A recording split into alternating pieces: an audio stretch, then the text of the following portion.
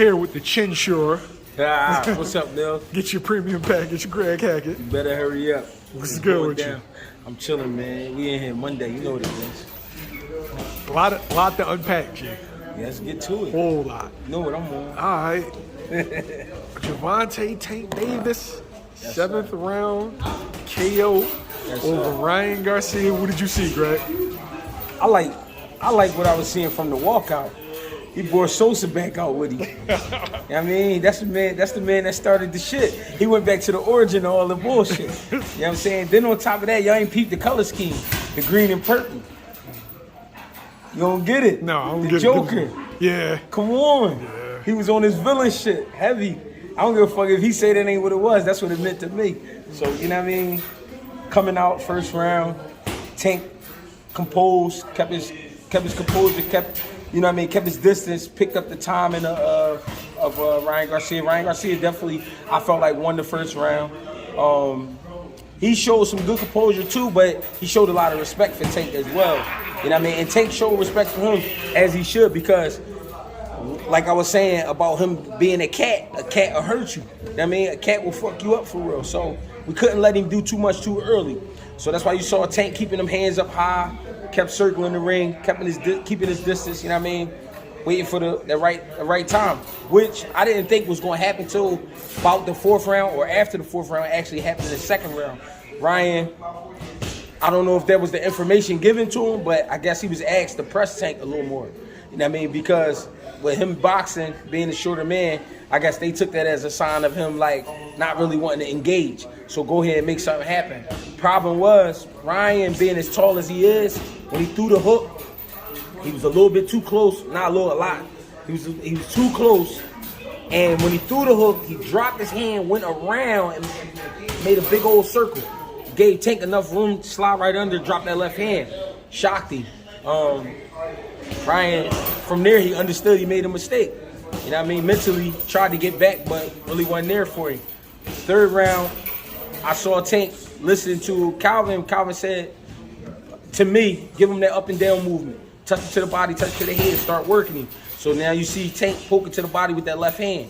You know what I mean? Feinting up top, stabbing to the body, getting a little jab off here and there. I don't think Tank was jabbing enough. I thought he could have jabbed a lot more, but I understand why he didn't. Because, you know what I mean, he really was being cautious of the hook. You know what I mean? Because that is Ryan's best shot. 4th round, I felt like Tank started closing in a little bit more with the left hand to the body. You know what I mean? Slowing Ryan up. 5th round, Ryan slowed down. He tried a little more, but slowed down. I think he felt like he really was being outmatched and being outplayed, you know, as far as the chest factor goes, with the mindset. He wasn't able to keep up. Tank was always a step ahead, 2 steps ahead. You know what I mean? He was reading him real well. One thing I did like that Tank was doing, even though he wasn't using a jab, he was still measuring with that right hand. He was touching Ryan left hand to to feel when he was actually trying to throw the shot. So I mean, he just fought a perfect fight. You know what I'm saying? Now, when the body shot happened, I felt like Ryan, again, being anxious, looking for a big shot, looking for a big right hand, big left hook, anything he could get. That moment when Tank actually got inside, I thought Ryan would have grabbed him or like pressed down on him a little bit just. If you remember, he had head control and then he let it go. He let it go. That's what I'm saying. I thought he would have kept that and waited for the ref. He relaxed and he took a step back. When he took the step back, he gave Tank enough room to get that left to the liver. I mean, nasty shot. The people standing behind Ryan, they didn't even see it. It was a big shot. It was a quick shot, short shot. And for the people who don't know, a liver shot do hurt. I mean, you feel it at first, and then it kind of go away. But what happens? It feel like your intestines expand, and then it feel like everything shoot down to your balls and then drop. Like, you know what I mean? It's a nasty shot. So that's why you see the delayed reaction. Now, the part I didn't like, Ryan clearly showed all the dog was punched out of him. He ain't want no more trouble after that. And the reason I didn't like it was because this is where you show if you're a warrior or not. Warriors get up and continue to fight, win, lose, or draw. The fact that he looked Tank in his eyes and really just didn't want no more trouble, it let me know that he really not a dog. He a good little fighter, but his level went down off of that. And you know, I look at him. I don't. Did it show you anything? Because he got up from the first shot. The first shot was a crisp shot. He got up from the first shot because he had to. It was too early to be getting knocked out. You know what I'm saying? Plus he wasn't knocked out. But it was like when he got hit with that liver shot, he felt defeat because he knew he was hurt. He felt that shot and he knew if he got up, Tank was gonna break his jaw. That's what I felt. You know what I mean? So smart move by him because he lived to fight another day, but bad move because, and people were like, Greg, man, you gotta stall him out because, you know, he really not on Tank level. No, I'm not trying to hear that shit. Y'all hyped this shit up and y'all made us believe this was gonna be a great fight. Show us a great fight. Don't quit. When he quit, it took everything out of me. You know what I mean? So you feel like he quit? He definitely quit. As soon as the ref said 9, he stood up. So he knew by the time he stood up, it'd be 10. All right, it's over. And he walked to his corner. But he was defeated mentally, though, more than physically. And that's why I was, you know, that's why I was a little upset with him because I felt like he could have continued. You know what I mean? I noticed his foot placement in fights. His fights on an inverted angle on the inside. But, you know, with a southpaw, you know, the goal is to try to get your foot on the outside. Yeah. It seemed like he just couldn't because of his feet. Yeah. Tank couldn't miss with the left hand. Like it was there every time. And I think it has to do with his footwork being a little slow.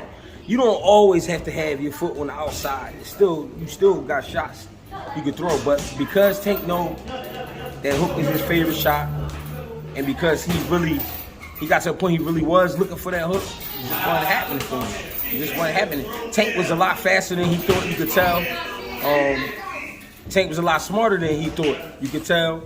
I mean, the ability, speed, the power, all that shit was happening for Tank. Ryan just underestimated him a little bit, just a little bit he did.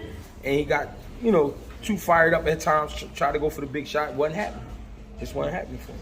The reason why I mentioned defeat is because when Tank would slide over and throw the left hand, Ryan really couldn't counter because his Tank's over here, and now he's throwing a right hand across his body, and it was all bad. But that's why distance is so important, but not everybody work on that. You know what I mean? Not everybody work on distance. Not everybody work on timing. Some of these guys are just good talent, and the coaches that they get put with or that they choose sometimes be going for a ride. By going for a ride, I mean they just enjoying the show. Greg, did he lose because of fundamental and technical flaws, or did he lose because of heart? Both. It was both. Fundamentals you need because at the end of the day, when you need the fundamentals to fall back on. You know what I'm saying? That's what's going to get you the win, or at least get you through the fight. He wasn't jabbing enough to me. He jabbed here and there, but he wasn't jabbing enough to me. He wasn't trying to control the distance enough to me. He was trying to force himself on Tank, which was a big mistake because Tank, if you make the slightest mistake, he can make you pay because he fit, like I said a long time ago, he fits in the tight spaces because he's a small guy. But his core, he got like a middleweight core. You know what I'm saying? So very strong kid, very fast kid, explosive. You know what I mean? And Ryan just ain't had no win for real. And the heart factor because he didn't get up. He didn't want to fight. He didn't want to fight at all. What do you do with Ryan next? You got to take him back all the way back to the drawing board. You got to get him away from social media, and you got to get him with a coach who really care about him and really care about boxing, and you get him to lock all the way in. He got to do a real camp. You can't do one of them Hollywood camps where you doing your media day at a mansion and all this old crazy shit. You got to take him to the slums like they did Rocky. Take him back to the slums when he, you know, because he got a little big-headed. You know what I mean? He got a little too carried away. You know what I mean? You got to get him locked all the way in on boxing. And he got to do a lot of film study. You know what I'm saying? Because it's shit that you got to get him to understand. Ryan Garcia has a lot of ability. He just don't know what to do with it. And I took another look at his record before the fight, and I'm like, damn, he really didn't fight nobody that, you know what I mean, that really would give him some trouble. All the guys he fought was kind of tailor-made for him. Tank took some chances. A fight with Pedraza was undefeated. That's taking a chance. He was a world champion. That's taking a chance, bro. A fight with Isak Cruz, that's taking a chance. The reason being, Isak Cruz is not sweet at all. He'll hurt you. He'll hurt anybody, I feel like. You know what I mean? So Tank was very well prepared for this fight, and I feel like he had a great camp, focused camp. He was really locked in. I mean, really composed. He did what he was supposed to do, and I felt like Ryan was more so in tune with the, you know, trying to sell the fight. You know what I mean?